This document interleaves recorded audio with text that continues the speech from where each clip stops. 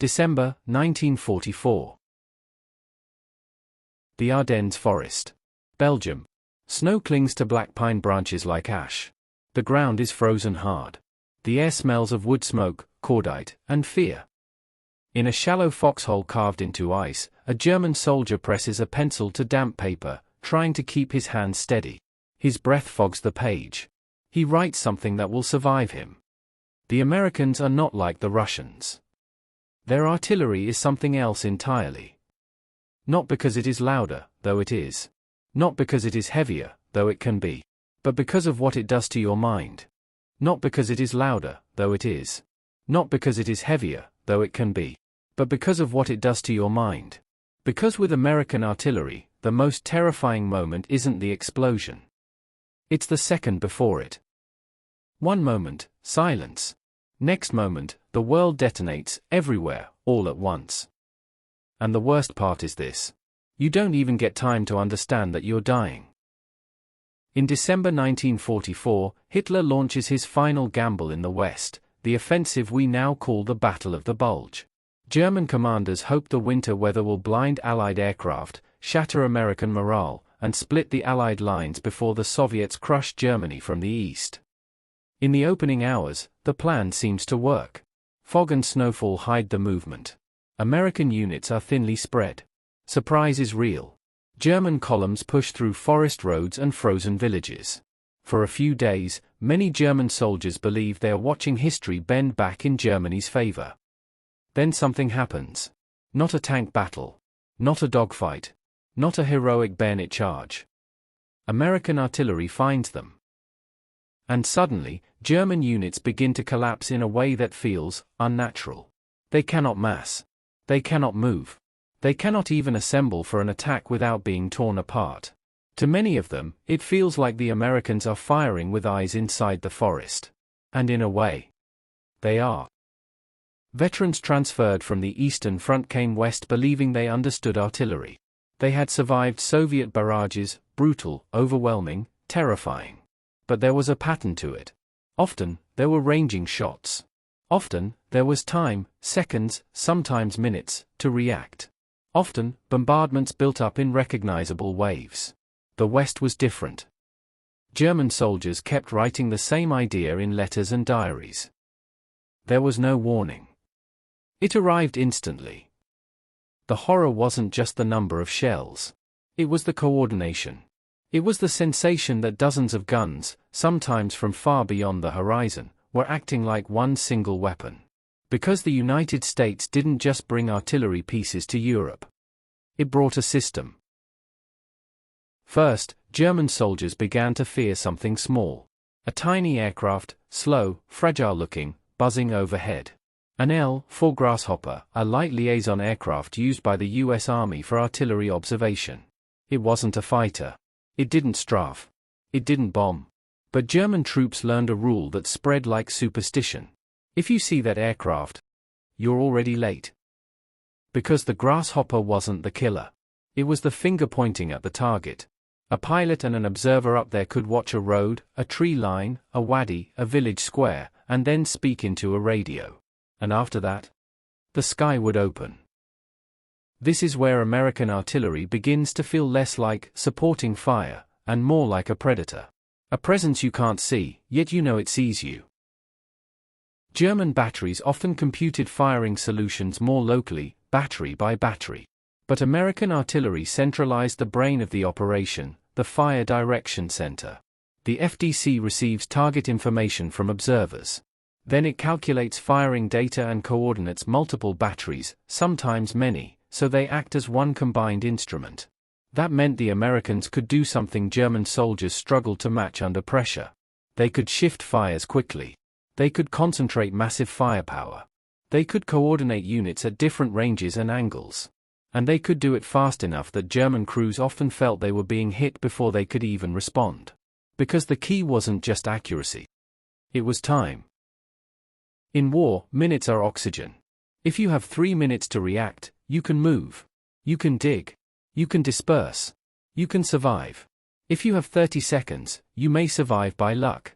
If you have no warning at all, then survival becomes a coin flip. American artillery was terrifying because it routinely compressed the timeline. Observers had radios. Communications were clearer. Procedures were standardized. Crews trained to repeat the same steps until they were automatic. And when your system is standardized, you don't need genius every time. You need competence, executed quickly. That is the difference between an art and an industrial process. And America, in World War II, was turning war itself into a kind of production line. Then there is the technique that many German soldiers described as the most psychologically devastating. Time on target. TOT. The concept is simple, and that simplicity is what makes it terrifying. Multiple batteries, at different distances from the target, fire at different times, so that their shells all arrive together. Not one after another. Not in a rising rhythm. Not with warning shots. Together.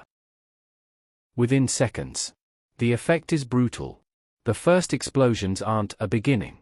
They are the whole thing, already at full violence. Soldiers trained to survive artillery by reacting to the first impact don't get that chance. Because there is no first impact. There is only annihilation.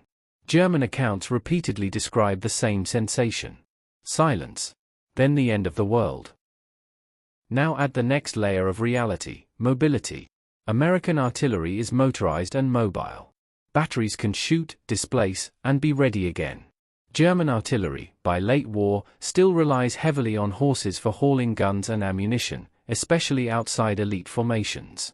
And in winter mud, snow, and broken roads, horses become a limit you cannot negotiate with. When American counter-battery fire finds you, you must move fast. If you can't, you lose your guns. In the Bulge, German batteries often couldn't displace quickly enough under accurate American response. And once guns are lost, the infantry becomes naked. Because German troops didn't fear American infantry the most. They didn't fear American tanks the most. They feared what happened before those forces arrived. They feared the artillery that erased their ability to fight. Here's what makes this story hit differently, especially for Americans.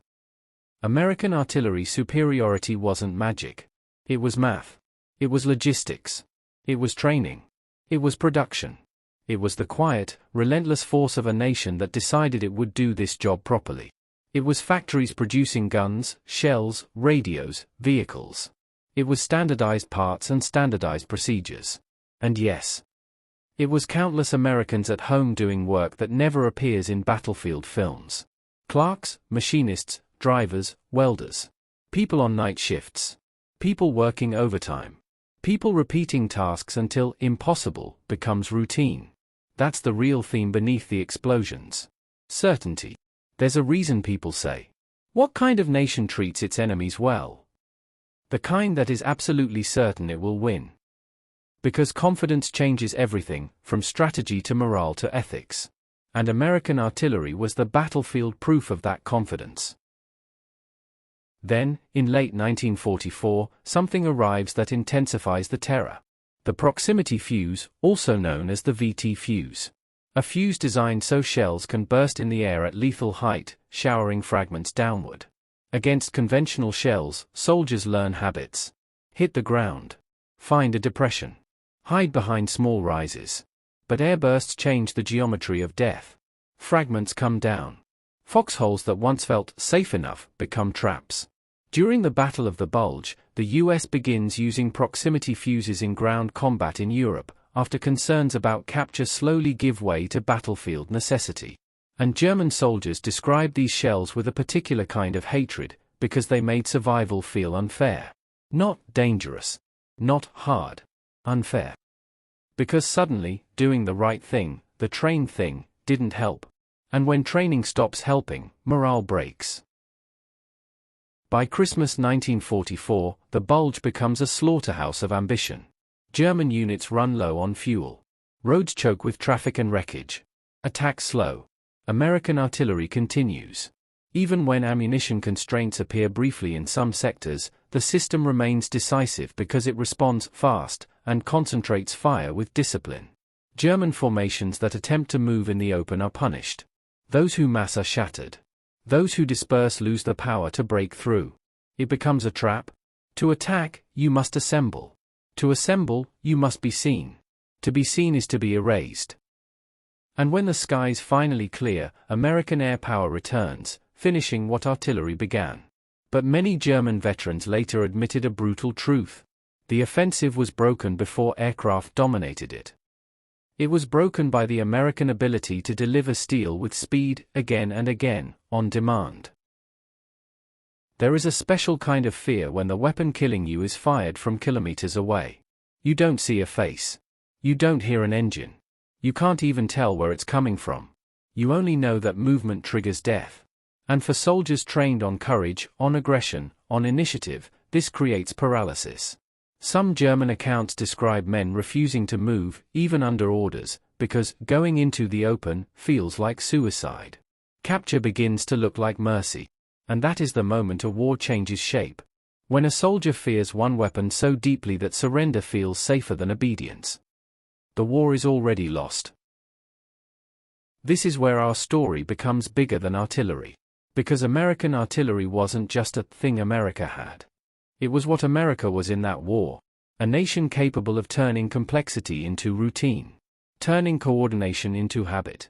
Turning production into certainty. Germany could build brilliant machines. Germany could field exceptional soldiers. But the United States built something harder to defeat.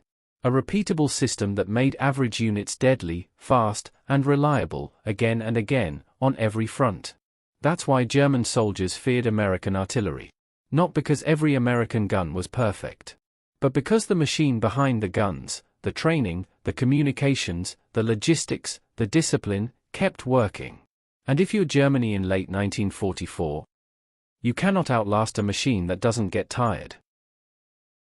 Many German soldiers who survived and were captured eventually ended up in POW camps, some in Britain, many in the United States. And there, away from the battlefield, they began to see the same pattern that had killed them in the Ardennes. Trains, trucks, factories, warehouses. A country that could make war feel like a scheduled delivery. Not in the sense of cruelty, but in the sense of capacity. They realized their propaganda had lied. America wasn't weak. America wasn't soft. America was organized. And organization, in industrial war, is power. So yes, this story is about artillery. But if you're an American listening to this, the deeper pride comes from something else. It comes from the idea that the battlefield victories were built by millions of people who never fired a shot. Workers who took extra shifts. Mothers and fathers who rationed at home. Young men who went overseas and did their duty. Families who waited by the door. And those who never came back. American artillery was terrifying to the enemy because it represented a nation that had aligned itself, industry, training, logistics, and courage, toward one purpose. It was not just firepower. It was unity made visible. And if there is anything worth remembering from that winter in the Ardennes, it is that America's strength was never only in what it destroyed. It was in what it built. And in the kind of people it chose to be. Even in the middle of the most brutal war the world had ever known. Because the greatest victories aren't only measured in territory. Sometimes they are measured in what the enemy learns, too late, about who you really are. Finally, for curiosities that couldn't be missed. 1. The shock of time on target. The TOT wasn't just a higher barrage, it was a psychological weapon. It maximized casualties by eliminating early warning and made veteran troops feel powerless. 2. The reputation of the grasshopper. The L for grasshopper came to be feared not for its weapons, but for what it could evoke, transforming a small observation plane into an omen on the battlefield. 3. The proximity fuse, VT, debate. The use of the proximity fuse over Europe was delayed by security concerns, and then released when the need on the battlefield outweighed the risk, including during the War of the Bulge. 4. Why this made Americans proud. This wasn't just technology. It was a national system, training plus standardization plus logistics plus production, transforming the response on the battlefield into something repeatable on a large scale. And so, when German soldiers said they feared American artillery more than anything else, they weren't just talking about explosions. They were talking about what those explosions represented, a country that could organize, produce, train, and respond with relentless discipline, while still believing it was fighting for something worth defending. For every family that waited, every worker who built, and every soldier who stood in the cold so others could live in peace, this story is not only a history lesson. It's a reminder of what America looked like when it moved as one. That unity did not happen by accident. It was built in factories that never slept, in classrooms where mathematics became weapons, in airfields where young observers learned to guide fire with calm precision, and in the discipline of soldiers who trusted the system behind them.